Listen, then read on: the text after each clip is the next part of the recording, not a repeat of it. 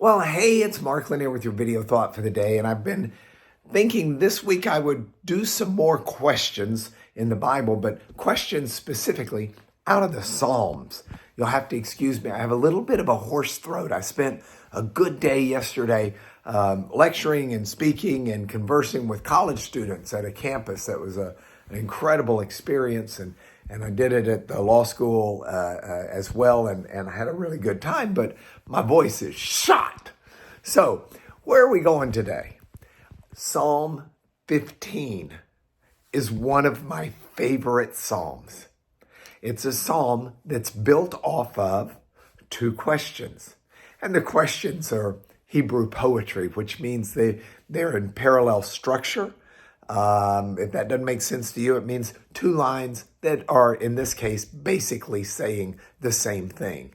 And that's one of the hallmarks of Hebrew poetry in biblical times. And not just Hebrew poetry, but poetry of other cultures in that area.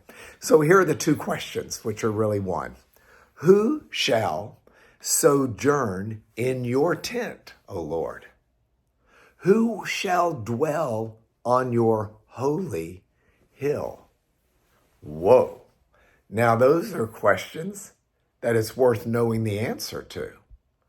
The answer is really cool. And I want to read you the answer. But before I give you that answer, I want you to listen to it carefully, sort of ask yourself, how am I doing on this one as we work through these? And if you're like me, you'll find some of them you're doing okay with. You'll find some others where you think, oh man, I have totally blown that one. So what are the answers to those questions? Lord, who shall sojourn or live in your tent? Who will dwell on your holy hill?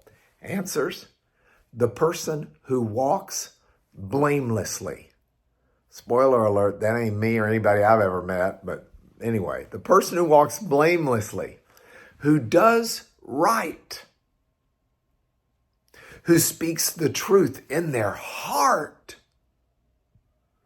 who doesn't slander with their tongue. I got to tell you, that's one of the things that drives me as crazy as anything. Deeply bothers me when I hear someone talk poorly of someone else. Just someone who does no evil to their neighbor. Someone who doesn't reproach against a friend. Someone in whose eye a vile person is despised, but someone who honors those who fear the Lord.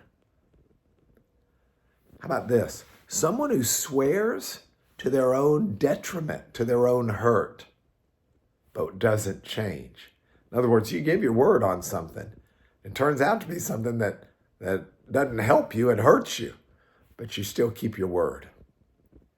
Someone who doesn't put their money out to interest, to loan it to someone in need and then charge them for borrowing it. Someone who doesn't take a bribe against the innocent. The psalmist says that the people who do these things will not be moved. And that's a very powerful statement. Because as I told you, some of these things I'm doing okay. Some of these things I don't measure up. I don't know anybody who does.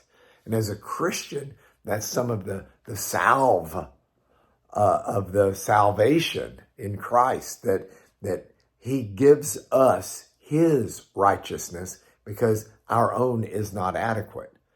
So that from a Christian perspective helps me there. But it doesn't mitigate, even that doesn't mitigate against this being a serious wake-up call for these being things that I want to work on in my life.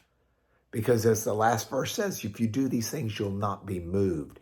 These will make your life a better life. It's Psalm 15. Check it out. It's a question worthy of your video thought for today.